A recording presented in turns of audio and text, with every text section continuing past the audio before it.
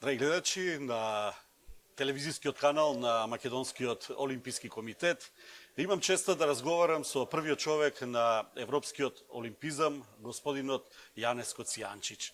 Господине Коцијанчич, добро дојдовте во Скопје, добро дојдовте на програмата на Македонскиот олимписки комитет.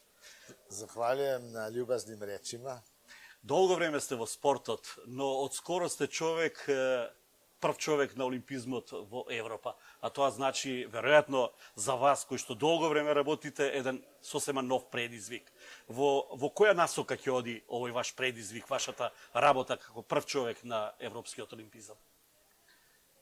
U svakom slučaju to je nov izazov i drugčija pozicija nego voditi Nacionalni olimpijski komitet, što sam radio 23 godine ili šta ja znam, neku od nacionalnih ili međunarodnih federacija. Uglavnom u Europi ima 50 nacionalnih olimpijskih komiteta. Europa sa nekih 10% svjetskog stanovništva je još uvek najjači kontinent. Tih 50-ak evropskih olimpijskih komiteta i 10% svjetskog stanovništva, kao što rekoh, uzme na letnim olimpijskim igrama oko 50%, oko polovinu medalja, 48 da sam precizan na posljednje 3, i oko 2/3 olimpijskih medalja na zimskim olimpijskim igrama. Znači, Europa još uvek znači glavninu svjetskog sporta, zbog toga su tu skoncentrisani svi problemi koji su danas sastavni deo svjetskog sporta i Europa bi tu trebala imati neku poziciju gde bi ukazala put napred, prevazilaženje onih ugrožavanja suštine, etike svjetskog sporta kao što su doping, kao što su ilegalne igre, kao što su nameštanje rezultata, kao što je nasilje, nacionalizam, rasizam, sve ono što danas kvari inače vrlo pozitivnu sliku svjetskog sporta. Што се однесува до надпреварувачката агенда, медитеранските игри кои што треба оваа година се одржат во Тарагона во Шпанија се поместени за една година натаму. Вторите европски спортски игри ќе бидат во Минск. Како гледате на овие надпреварувања кои што веќе имаат едно свое место во европското спортско живење? Što se tiče mediteranskih igara, to je nesretan splet okolnosti, između ostalog pogledajmo oko sebe, dok je evropski deo Mediterana dosta miran, mi imamo velike političke, vojne probleme sa terorizmom u arapskom delu Mediterana i to sasvim sigurno ne doprinosi normalnom odvijanju mediteranskih igara, ali glavni razlog za odlaganje mediteranskih igara u Taragoni su zaostaci u organizacionim pripremama i nedostatak odgovarajućih finansijskih sredstava. Evropske igre su nešto sasvim drugo, to je nov projekt.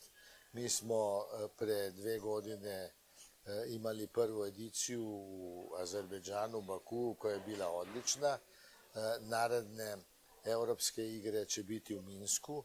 Naša ideja je da bi to bile najznačajnije multisportske igre pored olimpijskih igara. Zbog toga je naš uslov da sportovi koji uzimamo u program budu što više moguće kvalifikacije za olimpijske igre, da tamo dođu najbolji evropski sportašice, sportaši i da i u organizacionom smislu ne znače podvajanje programa olimpijskih igara, već inovaciju. Jedan moderan prilaz savremenom sportu koji je sve više drugčiji od onoga što je bila polazna pozicija od organizacije prvih edicija olimpijskih igara. Го споменавте допингот. Олимпизмот е во постојана битка со допингот, но допингот ми се чини дека минатата година еруптираше пред Олимпијадата во Рио. Дали Меѓународниот олимписки комитет, Европскиот олимписки комитет останува на онаа иста определба, на истиот пат за учествата на оние земји кои што користеле недозволени стимулативни средства да решаваат поединечните меѓународни спортски асоцијации? Prvo, doping je nedopustiv. Mi svi insistiramo na takozvanoj nultoj toleranciji do dopinga. Znači, svi koji upotrebljavaju doping moraju biti kažnjeni ili eliminirani iz svetskog sporta. Doping nije ništa drugo nego prevara, a između ostalog naučno je dokazano da ugrožava zdravlje ljudi. Dugoročno to je oblik nekog polusamoubistva.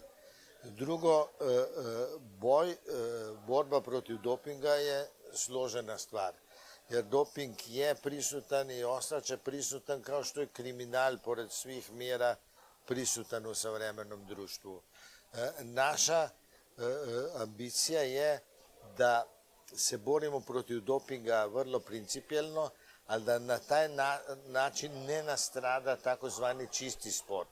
Međunarodni olimpijski komitet je u svojoj agendi 2020 zauzeo stanovište da je naš osnovni zadatak da se borimo za čisti sport. I zbog toga su kolektivna kažnjavanja zemalja, sportova, organizacija pod velikim upitnikom. Svi oni koji su se ogrešili u doping treba da plate cenu, da budu rigorozno kažnjeni, a svi oni koji nisu ne bi trebali da pate zbog onih koji jesu. Неодмиливо е прашањето и за корупцијата во спортот, која видовме дека излезе на површина, особено во фудбалот и во атлетиката. Но тука е симптоматично многу и се поголемото присуство на обложувалниците, на кладилниците, кои што прават едно свое влијание во чистотата на спортот. Glavni slučaj korupcije i na vrhu fudbala i atletike nisu povezani sa klađanjima na utakmici. Tamo se radi o krupnim malverzacijama. Po mom mišljenju, mi smo na pola puta borbe protiv korupcije. Za korupciju bi isto trebali proglasiti da je do nje nulta tolerancija. Drugo, ja mislim da bi trebali za borbu protiv korupcije adekvatne međunarodne konvencije, isto kao što postoji konvencija UNESCO za borbu protiv dopinga i organizacije koje bi se protiv toga borili. Kao što ovdje imamo Svjetsku antidoping agenciju, WADA, mi bi trebali imati agencije, međunarodne institucije koje bi sistematski istraživale i omogućile kažnjavanje svih onih koji se ogreše i koji primaju mito ili koji na neki drugi način učestvuju u koruptivnim poslovima. Po mom mišljenju je korupcija vrlo velik problem, ne samo sporta, već i savremenog društva, jer ima jako puno delatnosti gdje je, nažalost, korupcija postala sastavni dio života i to je neprihvatljivo. Protivno je etici, pogotovo protivno sportskoj etici. Вашата потесна специјалност во спортот се зимските спортови. Може така да се каже. Смучање, скијање, да. Да. Факт е дека двете наредни зимски олимпијади ќе бидат се селат на далечниот исток.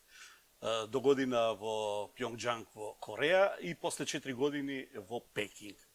Дали има индиции дека се помал интересот кај европските земји, кај земјите од американскиот, северноамериканскиот континент за организација на зимските олимпијади од аспект дека квалитетот е концентриран точно на овие два континенти? Дали има такви индиции дека малку се одбегнува организацијата на зимските игри со оглед на големите финансиски средства што ги чинат организаторите на зимските олимпијади? Има ту више аспеката. Прво, sasvim je sigurno da u određenim dijelovima razvijenog svijeta interes za zimske sportove pada. Po mom mišljenju iz dva razloga. Prvo, zbog klimatskih promjena, jer u puno regija, zemalja gdje je bilo snega, danas ima jako malo snega, a većina zimskih sportova je vezanih na sneg ili na led. I drugo, zbog toga jer je došlo do krupnih društvenih promjena. Naša društva su sve starija, a stari ljudi manje skijaju nego omladina. U međuvremenu dolazi i do ogromnih društvenih promjena na Dalekom istoku. Naprimjer, u Kini govore da već sada takozvani srednji slojevi predstavljaju 150-200 miliona ljudi i da će u dogledno vreme u tu kategoriju moći da se kvalificira tamo možda 500 miliona ljudi. To je neuporedivo više nego u Evropi. Tu jesu klimatske razlike jer na obali u Kini, na primjer, ima malo snega, a unutrašnjosti je jako hladno. Zimi je skoro nemoguće skijati. Kod minus 30 je to praktično nemoguće. Međutim, ja mislim da je to perspektiva u poslovnom smislu. Međutim, bez obzira na to, po mom mišljenju nije baš bilo jako pametno ići 2 puta uzastopce u Aziju i ja se nadam da će naredne igre biti u Evropi. Имате долгогодишна соработка со Македонскиот олимписки комитет, блиски средби со председателот Васил Топурковски и со останатите луѓе, ова мала група кои што се вработени во Македонскиот олимписки комитет, а кои што се соочуваат со многу потешкоти. Како би оценили работата на Македонскиот олимписки комитет низ искуствата во овие 20 на 25 години наназад?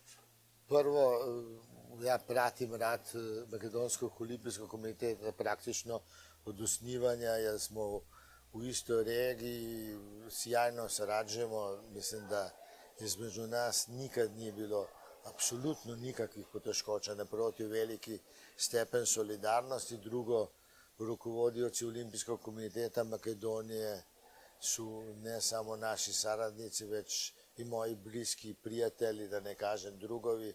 Sa Vasilom smo neke od karijere počeli zajedno, smo obojica bili predsjednici Jugoslovenske omladinske organizacije u različitim periodima. Tako da, kad govorimo o makedonskom sportu, govorim sa puno simpatije. Ja mislim da ima sportova u kojima ste postigli izvanredne uspehe, pogotovo kolektivni sportovi, na primjer košarka, na primjer rukomet, na primjer fudbal. Ima nekih sportova gdje ste malo posustali, a gdje bi valjalo uložiti veće napore. U svakom slučaju, sport je jedna demokratska kategorija savremenog društva. Ako se mladi puno bave sportom, oni su spremni za buduće izazove, a sem toga spremni su i za otvorenu saradnju na rešavanju raznih otvorenih pitanja. Tako da ja svojim prijateljima u Makedonskom olimpijskom komitetu preporučujem da ostanu na svom putu, da se još više potrude i da si zadaju još, da tako kažem, više ciljeve. Ама вие знаете дека и македонската влада не го препознава Македонскиот олимписки комитет низ финансиска поддршка. Во тој поглед, сега како прв човек на европскиот олимпизам, може ли да најдете начин за една по-конкретна, за една малку, би рекол, финансиски побогата соработка, како би можел македонскиот спорт малку да мрдне од ова што се однесува до учеството на олимпиадите, од ова сивило и немоќ? Vidite, prvo, ja mislim da takozvani javni sektor, država, vlada, mora da potpomogne sport. Zašto? Zbog toga jer je sport u javnom interesu, jer je to investicija u javno zdravlje, to je investicija u demokratske odnose u društvu, to je investicija u to da se omladina bavi pozitivnim aktivnostima, a ne nekim nedaćama o kojima bolje da sad ne pričamo. Drugo, vlade se menjaju i u Makedoniji. Nadam se da će buduće vlade imati više razumijevanja za sport od prijašnjih. Mi u Evropskim olimpijskim komitetima potpomažemo i imamo nameru da potpomognemo i u buduće Makedonski olimpijski komitet i makedonski sport ne samo sa rečima, već i sa novcem. За крај, господине Коцијанчич, што очекувате од оваа конференција во Скопје? Каква би била пораката од овој собир до светската, европската и македонската спортска јавност? Mi imamo ovde sastanak izvršnog odbora Europskih olimpijskih komiteta, imamo seminar, to je delatnost gdje usklađujemo naše aktivnosti. Stvar je vrlo interesantna zbog toga jer se u Europi skupljaju različita iskustva. U Europi na kraju krajeva imamo izuzetno bogate i izuzetno siromašne zemlje. Većina ih je negdje između i sad naći pravu mjeru i organizirati razmjenu iskustava tako da to za sve bude dobro nije tako jednostavno. Sem toga imamo jedan čitav niz aktivnosti koje su u toku. Mi pored europskih igara organizujemo igre malih zemalja koje su za koji tjedan u San Marinu. Mi organizujemo europske olimpijske omladinske festivale. Naredni će biti u Džeru u Mađarskoj i tako dalje. Imamo i zimske festivale. Tako da ima jako puno operativnih zadataka sa kojima se suočavamo. Sem toga ima puno programskih komponenata gdje sarađujemo između ostalog, nažalost u Europi za sad 28, sutra 27 zemalja je u Europskoj uniji, ostale su u nekoj fazi prilaza ili ni to, ali mi bi željeli da se više za europsku sportsku aktivnost koriste europska sredstva i da se koriste europski projekti jer je finansiranje, na primjer, sa strane Europske unije puno bogatije nego što mogu biti finansiranja koje mi organizujemo na bazi solidarnosti. Gospodine Kocijančić, vi благодарам za razgovorot i imajte ubavi denovi vo Skopje. Najlepša hvala na toj posljednoj misli i želji. Nek još jednom zaželim sve najbolje makedonskom olimpijskom pokretu. Sad je 25 godina od njegovog osnivanja, iskrene čestitke i nadam se da će narednih četvrt stoljeća biti četvrt stoljeća velikih sportskih uspeha za makedonski olimpijski pokret i za makedonsku naciju. Благодарам.